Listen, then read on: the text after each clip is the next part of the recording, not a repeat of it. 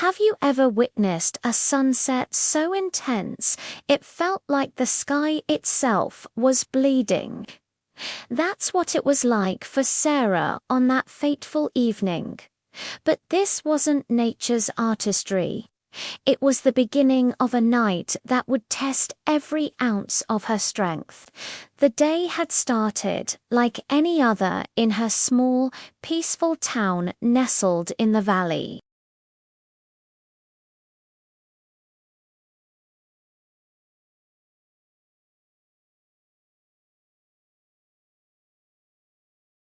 Sarah was watering her prize-winning roses, her mind on the community potluck that evening.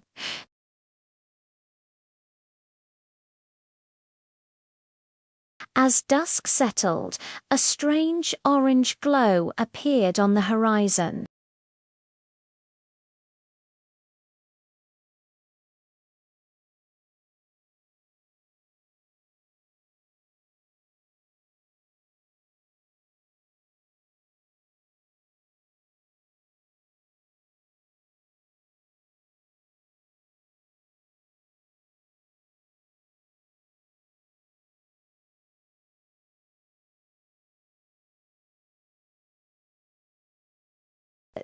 Sarah helped her elderly neighbor, Mr. Henderson, into his son's car, her heart pounding against her ribs. She saw families separating in the chaos, pets lost, a lifetime of memories abandoned in the face of the approaching inferno. The sky wasn't just red now, it was a swirling vortex of crimson, black and orange. Embers, like malevolent fireflies, started to fall around them. In the confusion, Sarah was separated from her own family. She found herself pushed back by the tide of fleeing vehicles. Her path blocked. The fire was closing in, its roar a deafening, terrifying symphony of destruction. Trapped, with flames licking at the edges of town, she sought refuge in the old stone community hall, its thick walls her only hope. Inside, she wasn't alone. A handful of others were there, a young firefighter cut off from his crew, a terrified teenage couple, and a mother clutching her crying baby. The heat was immense, the air thick with acrid smoke that burned their lungs. Through the reinforced windows, they watched their world burn. Houses that had stood for generations were swallowed by the fire in minutes. The night turned red, a hellscape illuminated by its own destructive power.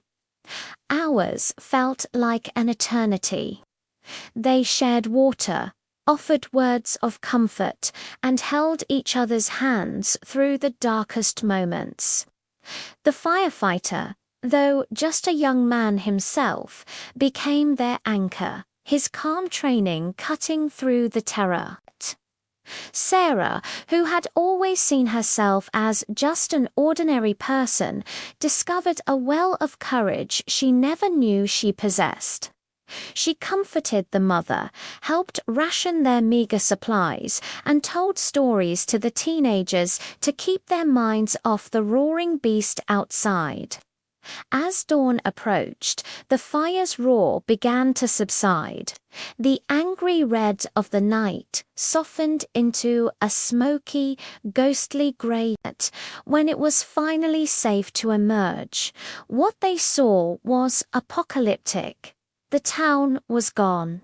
It was a landscape of ash and skeletons of buildings. Yet, amidst the total devastation, the stone hall stood, and so did they. They had survived. Sarah stood on the steps, covered in soot, her face streaked with tears. She looked at the smouldering ruins of her home, her garden, her town.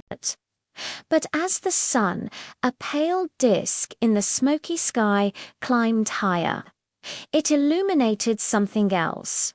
Her fellow survivors, their faces filled with a mixture of grief and gratitude.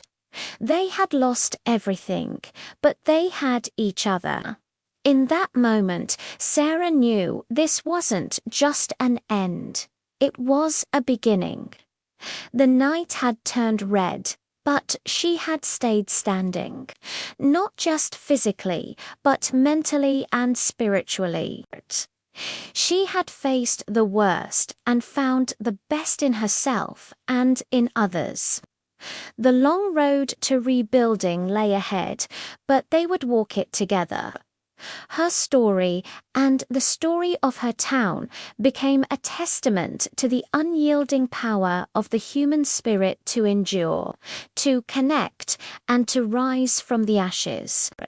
Thank you for watching. If you were moved by this story, please like, share, and subscribe for more tales of human resilience.